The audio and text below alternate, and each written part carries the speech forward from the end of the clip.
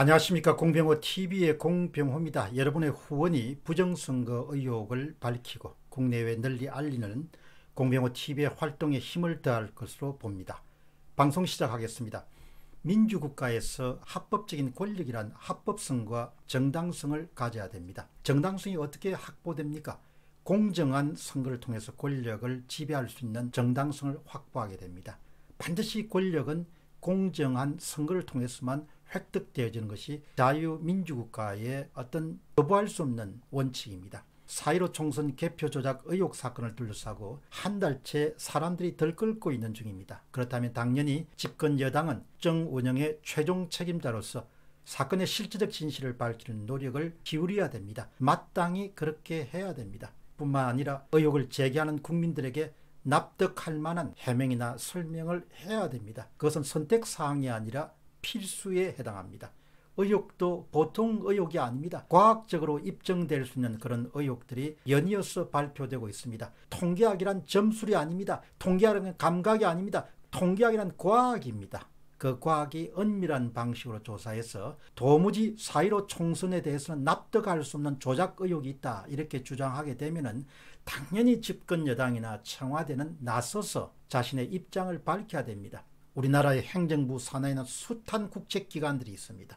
수많은 국책기관들의 박사들이 있습니다. 그렇다면 당연히 통계 조작 의혹에 대한 입장을 발표해야 됩니다.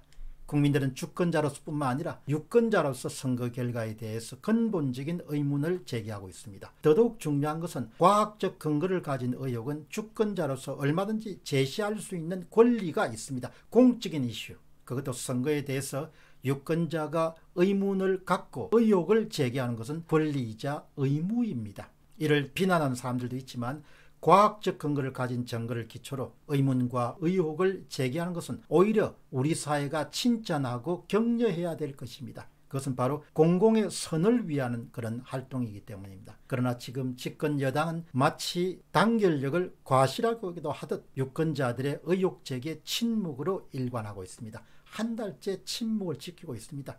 당신들 이야기가 틀렸어, 이러이러하기 때문에 당신들이 틀렸어 조차도 나오고 있지 않는 그런 상황입니다. 만일에 아무런 잘못이 없었다면, 아무런 범법 행위가 없었다면, 아무런 조작이 없었다면 강력하게 자신들은 아무런 하자가 없고 그 이유는 이러이러하다라고 주장해야 될 것입니다. 집권 여당의 일사불란한 행동을 보면서 집권 여당의 당선자로서 제21대 총선 당선자들은 자신들이 얻은 권력의 정당성에 대해서 깊이 생각해 보기를 권하고 싶습니다. 자신들이 얻은 획득한 권력이 과연 정당한가, 이런 고민을 해야 될 것입니다. 국민들 가운데 일부라도 과학적 근거를 갖고 당신들이 얻은 권력이 정당한 방법으로 얻어진 것이 아니다 이렇게 주장한다면 이것은 곧바로 더불어민주당 당선자 가운데 일부가 가진 권력이나 지위가 정당성을 상실한 것을 뜻합니다. 따라서 양식 있고 양심 있고 법을 존중하는 더불어민주당의 당선자라면 당연히 스스로 재검표를 통해 자신부터 정당성 문제를 해결해 나가고 싶다 이렇게 천명하는 사람들이 한 사람 정도는 있어야 될 것입니다. 그러나 단 한 명도 나오지 않았습니다. 더불어민주당의 원내 분위기가 개인적 소신을 제대로 밝히지 못하는 그런 것을 이해하지 못하는 바는 아닙니다. 그러나 정당성을 잃어버린 권력이 어떻게 권력이라 부를 수 있겠습니까? 운동권 출신들이 젊은 날 그토록 소망했던 권력이 이런 권력인지 되묻지 않을 수가 없습니다. 당신들이 원하던 권력이 이런 권력이었는가 이렇게 묻지 않을 수가 없습니다. 저를 포함해서 많은 사람들은 4.15 총선 부정선거 의혹 사건이 어떻게 결말이 날지 지금으로선 예단할 수 없습니다.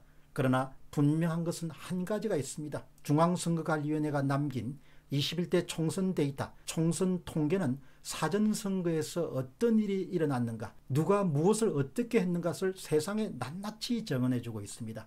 그 통계를 땅속 깊숙이 파물어 버릴 수는 없는 일입니다. 아마도 거친 개입으로 만들어진 2800만 명의 선거 데이터는 두고 그날 무슨 일이 있었는지, 누가 무슨 짓을 했는지를 국내는 물론이고 전 세계 증거하고 다닐 것입니다. 그것도 우리 당대뿐만 아니고 다음 후세손까지 이 통계는 영원히 한국의 선거를 흑역사로 만드는 그런 참변으로 연결될 것으로 봅니다. 저는 그 주역들이 오래오래 안전할 수 있을지 모르겠습니다. 너무 거칠고 야만적인 개입이 일어났을 가능성이 매우 높기 때문입니다. 너무 거칠고 야만적인 개입이었습니다.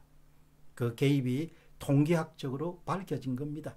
그렇다면 이제 남은 것은 통계학적인 증거들이 과연 검찰 수사를 통해서 실제로 행해졌는지 안 해졌는지를 밝히는 것은 검찰과 경찰의 몫입니다. 그것이 밝혀질 수 있을지에 대해서는 확실히 할 수는 없습니다. 그러나 이미 통계학적 증거들은 밝혀진 바가 있습니다. 공병호 TV의 공병호였습니다. 감사합니다.